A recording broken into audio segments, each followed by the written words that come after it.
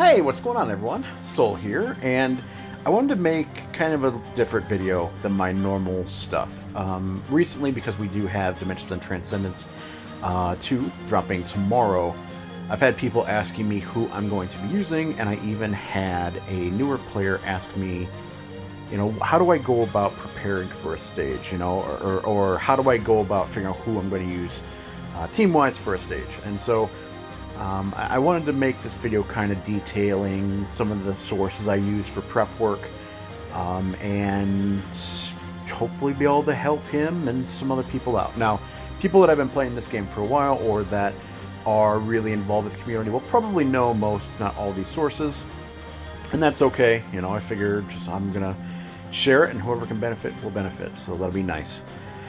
But yeah, I think that's pretty much all I wanted to mention here right at the start. So yeah, let's switch on over. There's a website ran by some of my buddies over at the Tonberry Troupe. They do an excellent job covering this game. I'm sure most of you have heard about them, but yeah, we'll go ahead and switch over to their site now, and I can shill it. Not sponsored, just want to shout these guys out. These boys do a great job. Most people know about them, but for those that don't, this website's amazing. So yeah, let's go ahead and switch on over. Okay, so here we are at the Tonberry Troupe's website. I am in the Lufenia research tab of the website. They do, of course, have a section of amazing, beautiful infographics with plenty of character information that you can access anytime. But their Lufenia research area is the part that I use the most. It's a gold mine for players. So they did add in the old Lufenia fights back into the page. They had removed them because of traffic. But yeah, they have re-added them, so that's great. But the part we're going to be looking at here is the Transcendence tab right here, as you can see there. But I will scroll down just for a little bit. There's plenty of information here. Lufenia Index, Lufenia Basics Overview, drop down, Transcendence, all the stages, permanent boss fights from older content, and then, as you can see here, even future Lufenias heading forward. But yeah, we'll go ahead and scroll back up to Transcendence tab here, because that's what we're talking about today. Okay, and then of course we are going to be doing Transcendence Tier 2 because that's the one that comes out tomorrow. So it even shows you a really, really neat preview of the stages to come. And then, reminder, do not claim your burst tokens from the rewards menu. They do not expire.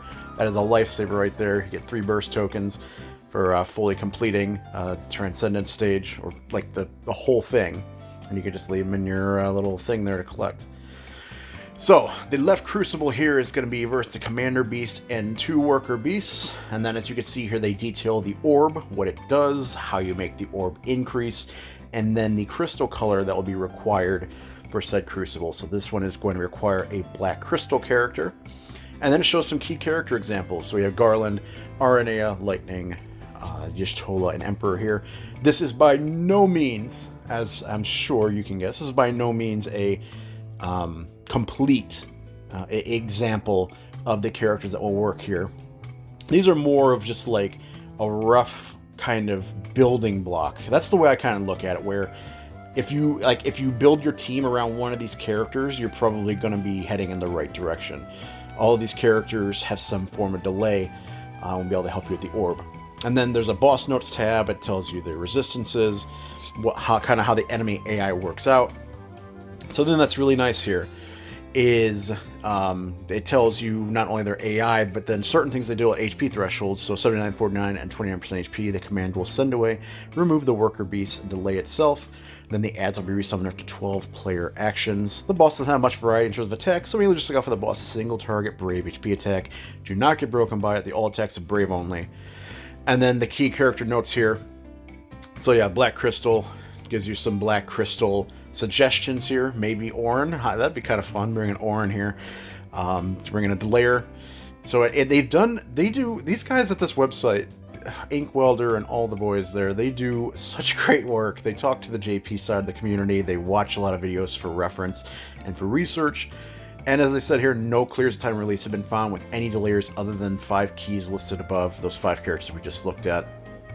So it's pretty cool, just how in-depth they go with these fights. I'm really kind of a nerd for this kind of thing, where the more in-depth something is, the better for me. So Being able to read this and prep in advance is fantastic. It really, really lets me brainstorm here.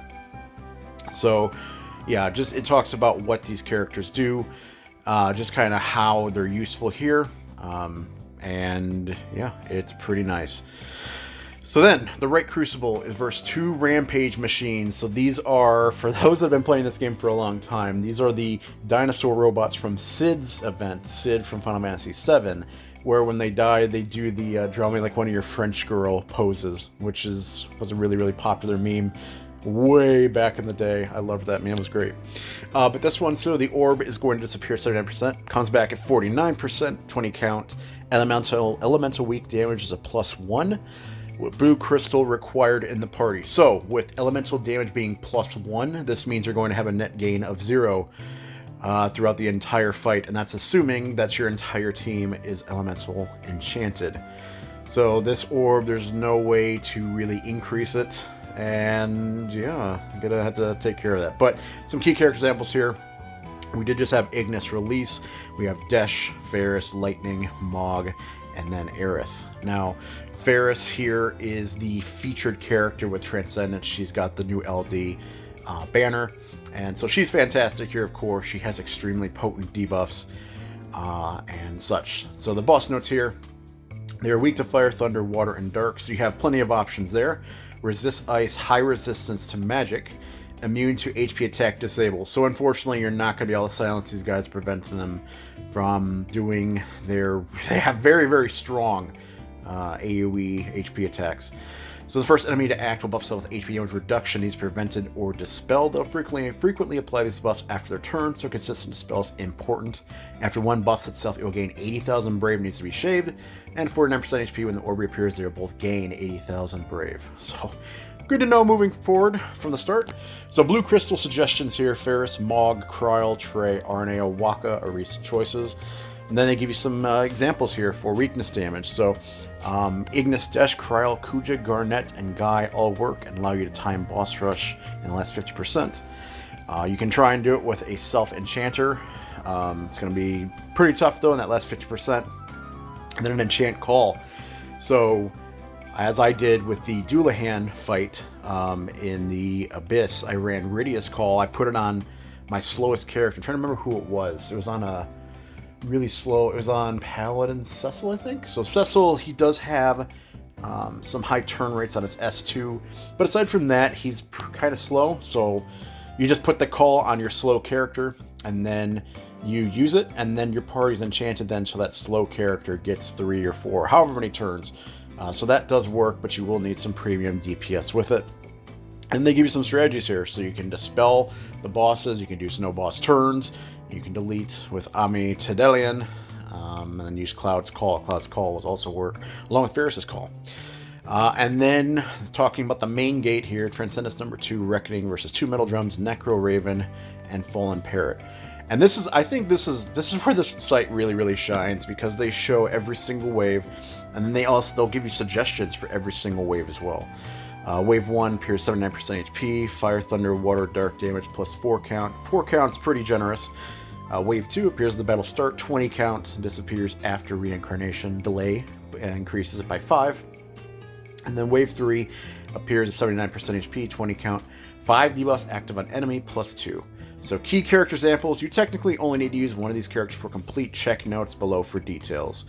So this is all now giving suggestions for each wave, these rows of characters. So Ignis, Mog, and Cryo would be really nice. Wave 1, Garland, Lightning, Terra would be nice for Tier 2. And then Aerith, Ferris, and Aranea would be nice for Tier 3. So all bosses are immune to launch.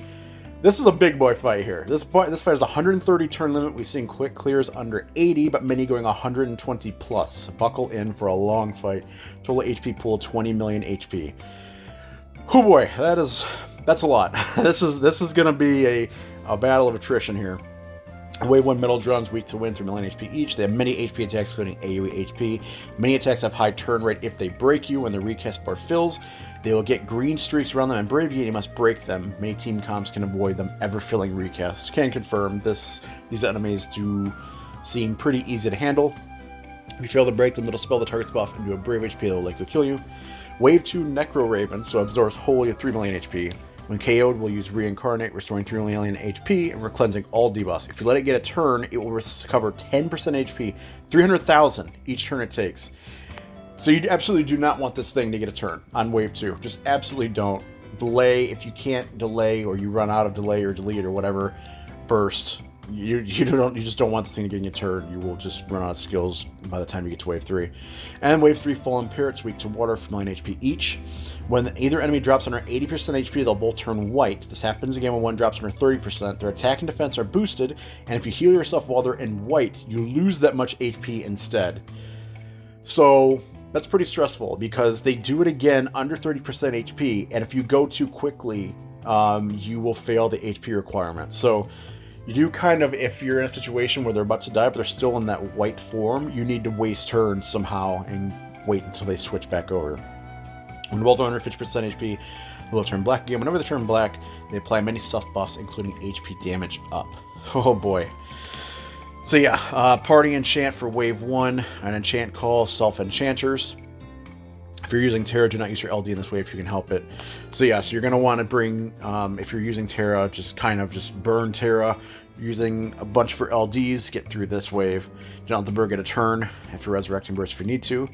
And then debuffers, load them up with wave 3. You want to have at least 5 on each. Count your party debuffs and the add any calls you still expect to have for the end. Keep in mind that if you're relying on calls and the debuff falls off, it turns into a boss rush. So, yeah, this is that last main gate is gonna be something else. And then down here, if you scroll down, then you can find some creative and unique run suggestions and some ideas for who to use.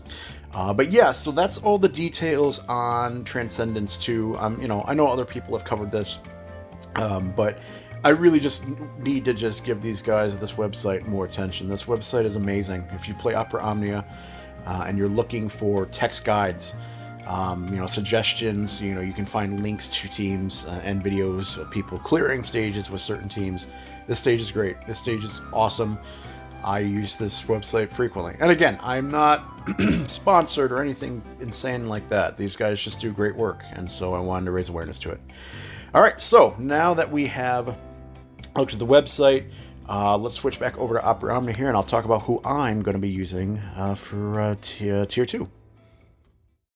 Okay, back on the Opera Omnia side of things now. Now, before I do start talking about my teams, I do want to also mention another source that's amazing. Watching these runs on YouTube and kind of getting an idea for yourself how much HP these enemies have and approximately how long these fights can take is really, really a great resource as well. Like on the Tomberry Troupe website, like I said, they do have a link to the Call of Arms thread that Macnol runs, where many people will post their runs of who they used, links to said runs, so you can really get ideas and brainstorm about units to use on each stage. So if you're more of a video kind of person, then that's great. I do a mixture of both. I'll look at the guides on Tomberry Troupe's website, and then I will switch over to YouTube, or vice versa. I'll do the YouTube thing first, then switch over and kind of watch a video guide. Because the way I learn best is I like reading and getting all the details first, and then seeing it in motion. That really allows me to put 2 and 2 together. If I only have one or the other, then I don't feel as comfortable. So that works out best for me. So the left's Crucible with the Commander Wolf and its 2 minions. So what do we know about the fight? We need a Black Crystal character. We're going to need Delay, and then we know that there are 3 enemies periodically throughout the fight. The main one and then the 2 adds. So I was thinking about who I wanted to use Black Crystal wise that does AoE damage good. Does AoE damage good. Garland and Squall immediately came to mind. But I want to save my Garland. My Garland is going to have Burst, so he is going to have the Burst synergy boost, which is great. That's really going to help. But I want to save him because Garland is so good. I want to save him for the future, because even in the future, by the time the next Transcendence rolls around, Garland is still pretty solid. So I want to save him for the future moving forward. And Squall, I don't have Squall's Burst, and I do feel like Squall would be better used elsewhere as well. He's so strong. If you surround him with really solid support, I feel like Squall is extremely solid. Great DPS.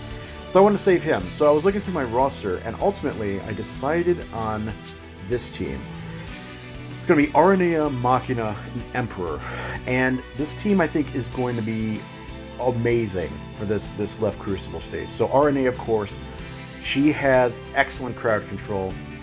She has the delay that we need, and she has her Vital Crusher debuff, which is going to do amazing things for Machina in terms of damage, because Machina is going to be the main damage dealer here. He's got excellent turn manipulation, he's got high turn rates, he has his follow-up that he's constantly doing, he's got 3 turns from his Furious Blades Plus.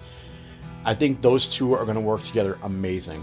Machina did just get his burst in JP. I do plan on greening him later, so I'm a little hesitant from that standpoint on using Machina here, just because if I want to use him in the future, I'll need to come back and, you know, free him from this stage. But I think right now, by the time that time rolls around, if I do want to use Machina in the future, we'll be so many months ahead I can just double back to the stage and kind of slap it around. So I'm not too worried about it. But yeah, those two would be great. And then I'm going to be bringing my Emperor as the last character. He has his burst that I got while I was drawing for Aerith as part of my Alfie deal. He doesn't have his LD. My Emperor does not have his LD. He's 3/3, and the way this team is set up, he's not even going to be able to lay down any debuffs, because Aranea has a frame debuff on her own Vital Crusher, Jack is 2, Machina has his frame debuff from his LD, so that's 3, Gabranth is 4 and 5, and then Ignis is going to be 6 from Sagefire. That means Emperor is literally here for his burst synergy, his aura, and his burst effect after the burst, and that's it. He plays no other role in this fight. He can't even put down one of his traps, so he's literally just here. This team is going to meme so hard on that stage. I think it's going to be awesome. I really can't wait to try this team out and hopefully pull it off. And then of course running Ifrit as the summon, because we're not going to be taking HP damage here, so keep that attack power up, and because of Ignis's Sagefire debuff, we'll be doing weakness damage in the summon as well. So really good stuff. I really do think this team is going to be amazing, because Emperor's burst effect is 4 turns long, but because both Aranea and Machina are capable of constant turn manipulation and jumping in front of Emperor, when I do plan on taking off all the speed passes as well. So I think those two are going to be able to just completely break the stage using his burst effect, and yeah, it should be a lot of fun. So I'm looking forward to that one. That'll be great. And then for the right Crucible, this is my little character daily quest farming comp. So for the right Crucible, you have the 2 Sid bosses, the Paint Me Like Your French Girl poses, and we need elemental weakness damage and a blue crystal. So immediately, my first thought before I even had to think about it was Kryl. And I'm going to be running Kryl, Lightning, and Aerith. Personal feelings aside on Aerith, she's really good in this game. I've got zero problem admitting that whatsoever. She's going to be great here. She's got her burst heals. Her LD debuff is the game changer here, because while that's active, enemies cannot apply buffs to themselves, which means I don't need to dispel her, because Aerith is just preemptively making it so that the enemies can't buff themselves. Bada bing, bada boom. So Kryl is self-enchanting the entire party, imperiling. Lightning is doing her thing, and then Aerith is giving us the heals in the event that we need it, high turn rates, and battery. This team is going to be absolutely excellent for that stage. I'm really looking forward to it. And then we're running Diablos just to help out Kryl's damage, because her damage is kind of eh. But yeah, so that team's good. This team's going to work out great. Lightning will have our burst synergy. And then, yeah, so Lightning, I will be greening her in the future, but I do think that this is a great tier or stage rather to use her on, because of the Phoenix in the main gate. That's the main problem I'm worried about here. The Parrots I'm not too worried about. The Metal Drums not too worried about. It's the Phoenix in the main gate on Wave 2 that I'm worried about. So transitioning to the main gate, I'm actually just going to be using this team for the main gate. This team has all the frame debuffs that I'll need to ensure that I can block most of the Parrot stuff. Aerith, of course, her debuff is going to preventing the Parrots from putting any sort of buffs on them whatsoever, assuming that any of my debuffs fall off. And Lightning has enough turn manipulation to where I think she can pretty solidly handle both wave 1 and 3 on her own. And then 2, of course, she'll just completely dominate, since that's just the one Phoenix. Aerith, of course. Aerith is great for wave 3 with the parrots, because Lightning, when she uses her EX, of course, she does heal herself. So when the parrots are in their white form, she's going to be hurting. Lightning's going to be hurting herself.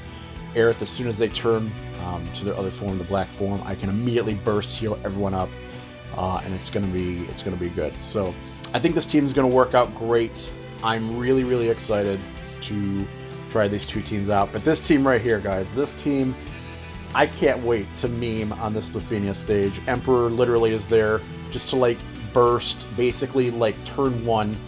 Just get his burst aura down, throw all the debuffs down, and then just go 100 miles an hour, basically, from the word go, delay the boss to Kingdom Come. It's going to be a lot of fun. It's going to be great. So, yeah, I just wanted to just talk about this. People have been asking me kind of how I go about prep work for these sorts of things. And so I wanted to talk about, the sources I use, and just how I kind of go about figuring out who I'm going to use for a stage. Generally, for a stage, for those that are so curious, for a stage you always want to have at least one dedicated damage dealer, and then you want to have a support character, and then you want to have kind of like a healer. The last slot is kind of a flex. Generally, if you're trying to run, like I've seen newer players trying to run teams like Garland, Lightning, and Squall, and while that team is very, very strong, especially once reductions start kicking in, or you start graduating to higher content, you're really going to have problems, because these guys don't offer any sort of party auras, or if they do, they're very minimal. And so you want to have a strong support cast around your main DPS to give them a fighting chance. Now this team obviously is breaking those rules, because Aranea, Emperor, and Makin don't have any party auras whatsoever, but I'm going to be relying on Jack's Call, the weakness damage from Ignis's debuff, Vital Crusher, and then Emperor's Burst effect to kind of get me over the hump and get around those reductions. And I think it's going to work, just because it's just the one wave. The Wolf is going to be getting delayed so far. You won't even know what hit him, and then he keeps bringing his ads, which of course the ads ensure that I will have extra damage just by virtue of them being there, because of all the AoEs. So yeah, I think this is going to be a lot of fun. But yeah, so that's going to be it for me, guys. I will, in the description below, leave links to the Tomberry Troupe's website, and then a YouTuber or 2 that I use when I'm watching runs, just as kind of a reference. I watch several JP YouTubers, but I'll just link like 1 or 2 of them just to give you guys, a heads up. But the Tomberry Troupe website does have way more resource for you to look at. Sphere recommendations, summon board passives, recommendations, how to use certain characters. There's character sections for people that use characters a whole bunch. There's explanations, there's guides, there's everything you could ever ask for is on that site, related to Opera Omnia. So it's a goldmine of information. It's there to use if you want it. Okay, thanks, phone. But yeah, so that's it for me, guys. Thank you all so much for watching. Always appreciate it. I'll see you guys in the next video here, which will be Dimensions End, Transcendence, left Crucible, which is going to be these 3. It's going to be a lot of fun. I can't wait. I'll see you guys very soon. See you later.